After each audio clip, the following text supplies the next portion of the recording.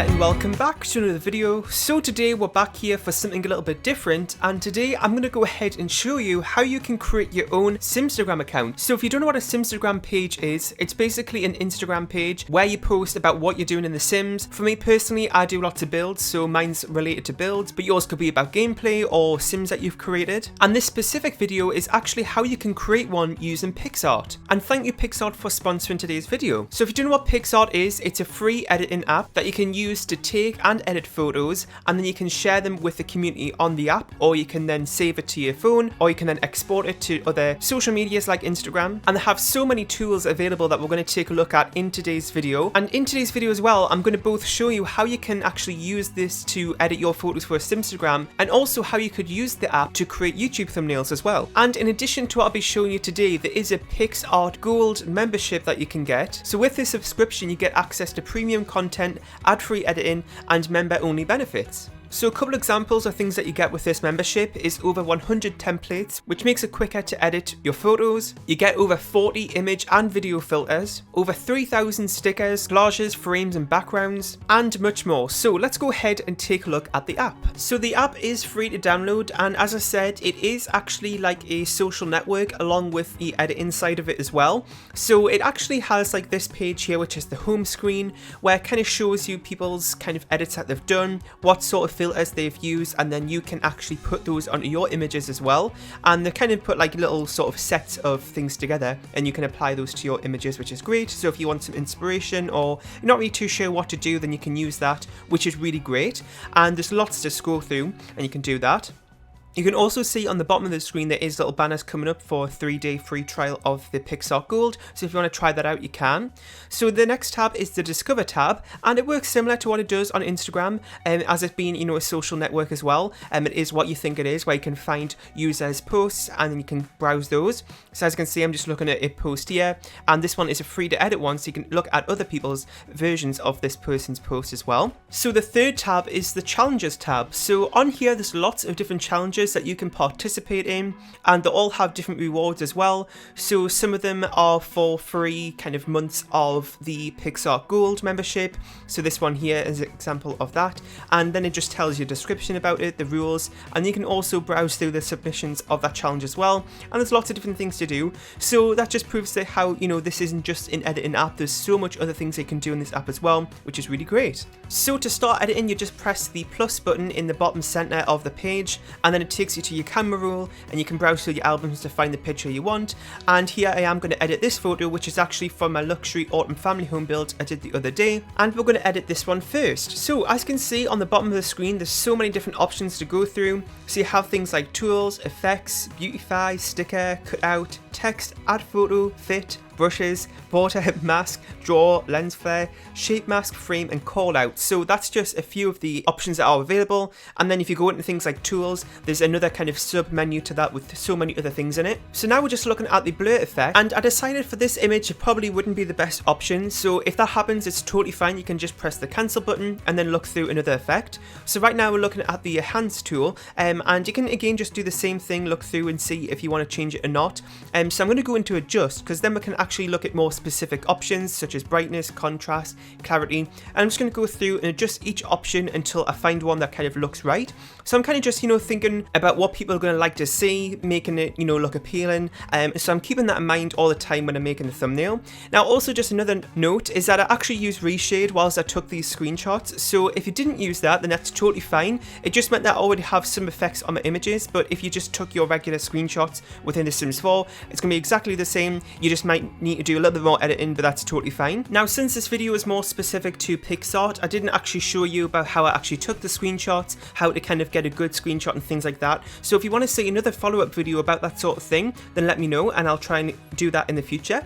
So now I'm just kind of looking through the other options to see if there's anything else to include. So like I said, there is a text feature available. That's what I'm doing here. So I'm just going to type in the title of the build, or if you don't want to put all of that on, then you can maybe just put an emoji on that kind of represents the build, like in autumn leave like this is here, and you can add that to your picture as well. Now just to kind of keep in mind what everyone's going to be able to read on Instagram itself, because if you have lots of text it might not be that readable, so maybe it might not be the best idea to include that, but it is something you can have a play around with, because you can always undo it if it doesn't really look right. And as you saw there with PicsArt, you can easily change the colour and font and position of the text, which makes it really easy to find something that works for you. Now we're adding in a lens flare to the picture. Now I actually add in lens flares to most of my pictures and kind of thumbnails and main pictures of things that I'm doing, so I think it's just a really nice kind of finishing touch and extra little details. So that's what we're doing here, and as you saw there from that menu, there's so many different ones to choose from, so you can go ahead and play around with that. But what I would keep in mind though is that if you're working on like an interior picture, then maybe a lens flare wouldn't be the best option. Personally, I think it looks better from the exterior, as if it's like a reflection of the sun,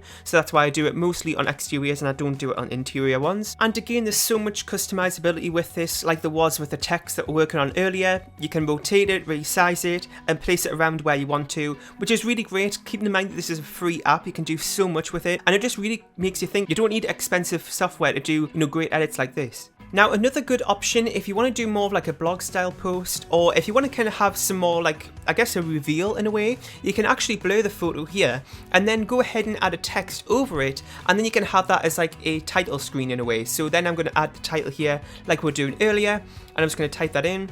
And then we're going to have that title over the blurred image, and there's so many different fonts available as well. I'm just scrolling through them here, I'm not actually clicking on them, so you can just really easily see which ones you want to use and see how they look on your actual text. So I'm just going around and I found one that I want to use, and when you finish with your edit you just click next, and then it takes you to the save screen, and here you can add a location, you can save it to your phone, post it to the community side of the app, or you can even just go right into Instagram to send it as a post or put it on your Instagram story.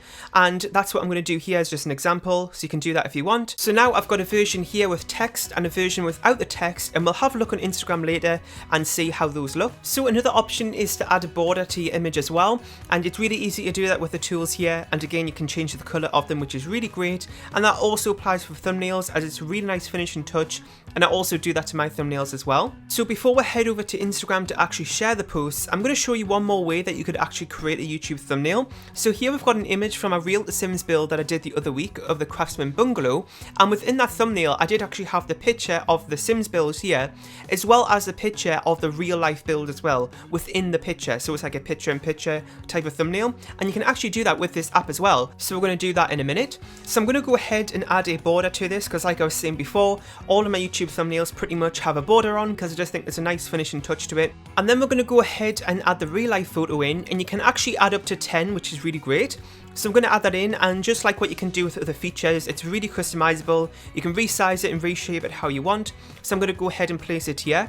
Now you've got to keep in mind as well that with YouTube thumbnails, you're going to have the timestamp in the bottom right hand corner. So it's important to keep that in mind when you're making YouTube thumbnails, to not have anything too important in that bottom right hand corner, because it may be covered up by the timestamp.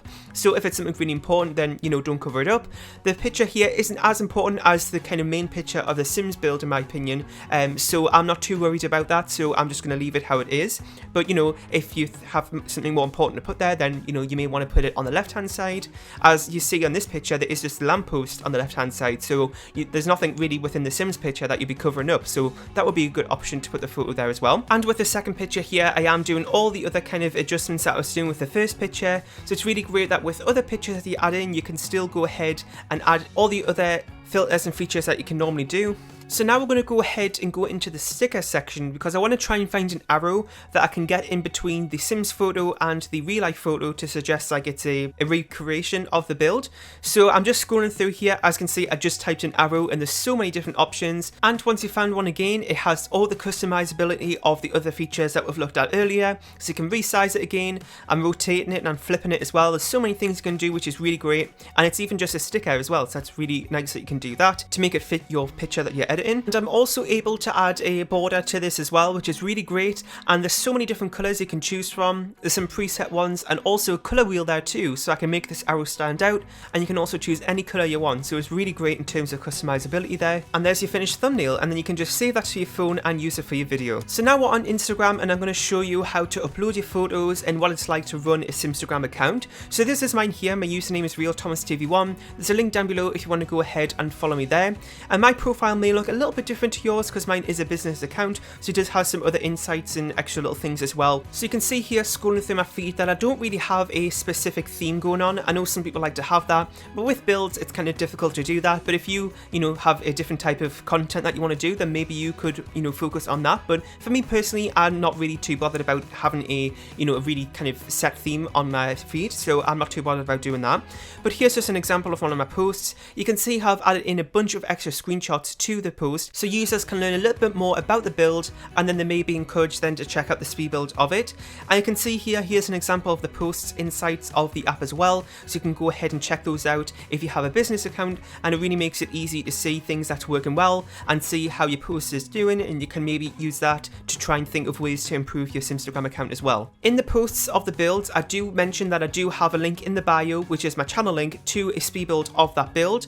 Now, I can't actually post the actual link within that post, so when I post an Instagram story of when I have that video up, I do actually have a swipe up feature from hitting 10,000 followers, so then my viewers can then go ahead and check that out easily there. So now we're going to go ahead and actually upload the photos. Now you can see here I've got a few different ones that we worked on today, such as the autumn ones, the one version here, and then the one with the text.